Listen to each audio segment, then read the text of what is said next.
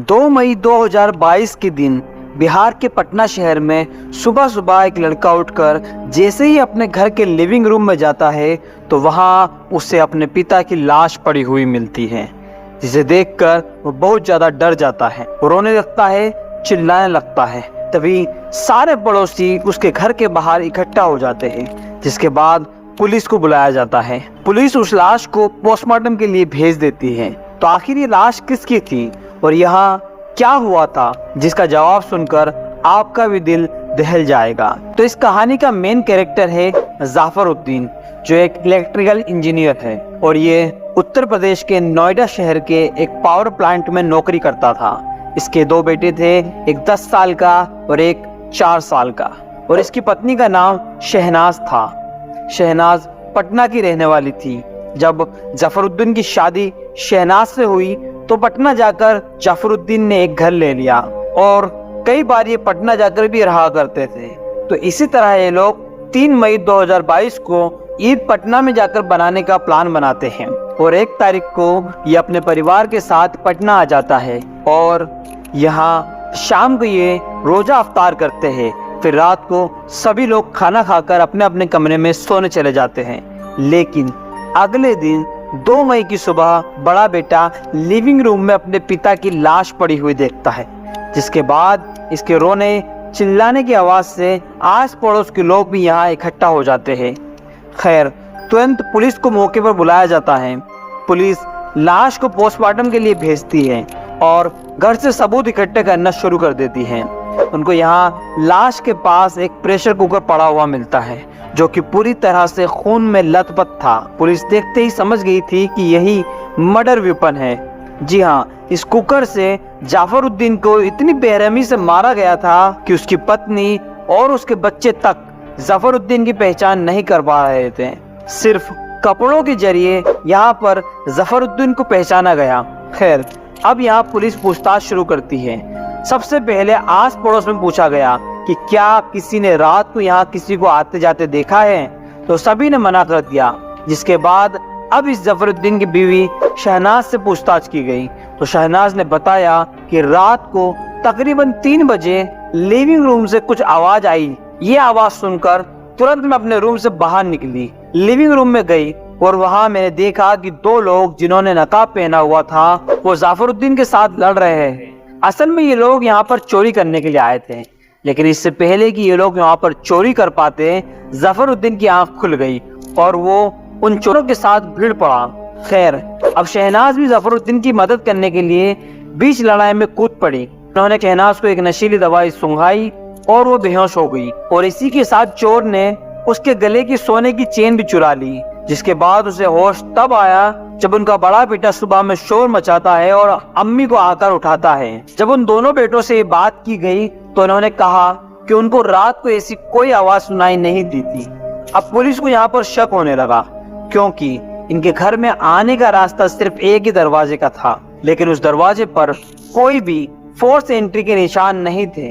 जब शहनाज से इसके बारे में पूछा गया तो उसने कहा कि हो सकता है कि हम रात को गेट बंद करना ही भूल गए हो, लेकिन यहाँ पर घर का सारा सामान अपनी जगह पर मौजूद था।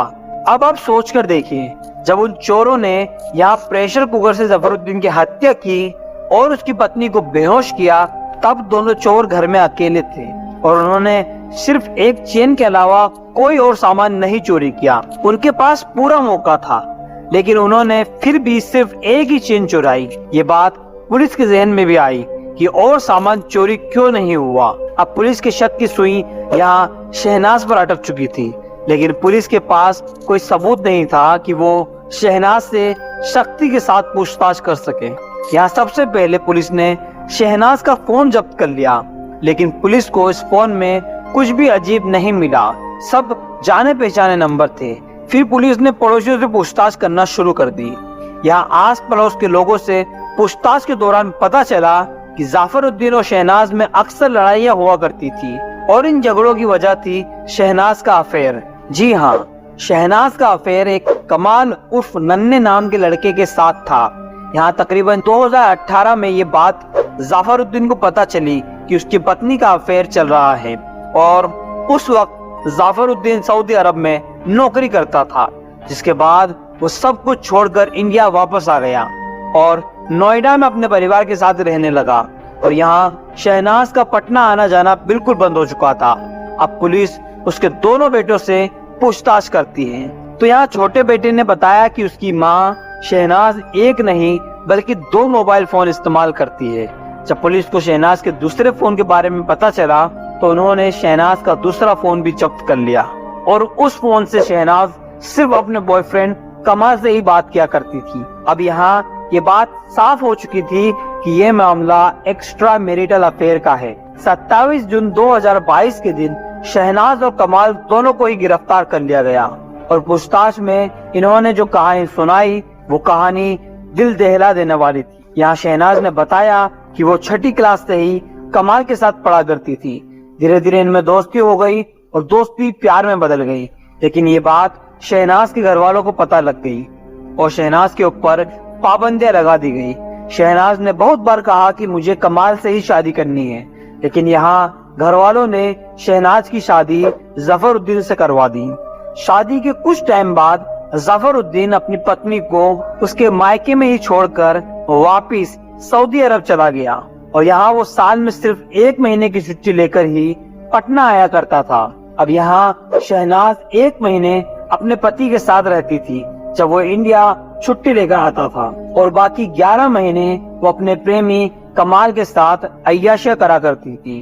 अब यहाँ शहनाज जफरुद्दीन के जाने के बाद कमाल को अपने घर बुलाने लगी और कमाल कई दिनों तक इसी घर में पड़ा रहता था। लेकिन यहाँ शहनाज के बड़े लड़के ने एक दिन कमाल के बारे में अपने पिता को बता दिया कि मम्मी यहाँ एक लड़के को बुलाती है और उसी के साथ रहती है। इस बात पर जफरुद्दीन और शहनाज के बीच काफी लड़ाइयाँ हुई। अब जफरुद्दीन 2018 में अपने परिवार को बचाने के लिए इंडिया वापस आ गया और नोएडा में नौकरी करने लगा। जफरुद्दीन अपने परिवार अपने बच्चों से बहुत प्यार करता था, इसीलिए वो शहनाज की गलतियों पर पर्दा डालने लगा और अपने परिवार को बचाने के लिए वो नोएडा में एक नई जिंदगी को शुरू करना चाहता था। इसी के साथ शहनाज का पटना आना जाना बिल्कुल बंद हो गया। यहाँ जफरुद्दीन को लगा कि उसकी पत्नी का कमाल से कांटेक्ट टूट जाएगा, लेकिन ऐसा नहीं हुआ। इनका चक्कर अभी भी चल रहा था। खैर, अब यहाँ लड़ाइयाँ बढ़ते बढ़ते बात तलाक तक पहुँच गई। यहाँ शहनाज जफरुद्दीन से तलाक मांगने लगी, लेकिन जफरुद्दीन इसे तलाक देने को तैयार नहीं था। खैर, अब यहाँ 2022 में जफरुद्दीन ने ईद पटना में मनाने का सोचा, लेकिन जैसा जफरुद्दीन ने सोचा था वैसा कुछ हुआ ही नहीं, क्योंकि शहनाज और कमाल ने पहले से ही इसे रास्ते से हटाने का प्लान बना रखा था। 1 मई को जब ये पटना पहुँचे तो शाम को जब जफरुद्दीन अपने बड़े बेटे के साथ सामान लेने बाजार गया तो यहाँ शहनाज ने कमाल को अपने घर पर बुलाया और उसे घर में ही कहीं छुपा दिया। यहाँ शहनाज का प्लान था कि जैसे ही जफरुद्दीन घर में आएगा वो उससे किसी बात पर लड़ाई कर लेगी और जफरुद्दीन नाराज होकर लिविंग रूम में सोने चला जाएगा और बिल्कुल ऐसा ही हुआ। अब यहाँ रात को मौका देखकर शहनाज ने अपने घर में छुपे कमाल को बुलाया और उसके हाथ में प्रेशर कुकर दे दिया और कहा कि यही मौका है इसे रास्ते से हटाने का। और यहाँ कमाल ने उस कुकर से दर्जनों बार वार करके जफरुद्दीन की बड़ी बेरहमी से हत्या कर दी। लेकिन यहाँ इन दोनों ने सिर्फ कत्ल का ही प्लान बनाया था। इसके बाद लाश का क्या करना है इन्होंने सोचा ही नहीं। फिर इन दोनों ने इस मर्डर को चोरी का रूप देने का सोचा, लेकिन पुलिस इतनी बेवकूफ नहीं है कि उनकी इस कहानी को सच मान ले। 27 जून को इन दोनों को गिरफ्तार किया गया, फिर दोनों को पेश किया गया। इनका केस अभी भी चल रहा है और ये दोनों पटना की जेल में बंद है।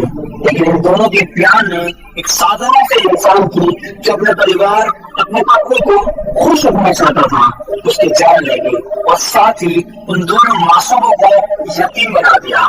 तो दोस्तों, आपकी कहानी में क्या राय है? क्या इस मामले को किसी और तरीके से हल किया जा सकता था? क्या जफरुद्दीन को शहनाज को तलाक दे देना चाहिए था?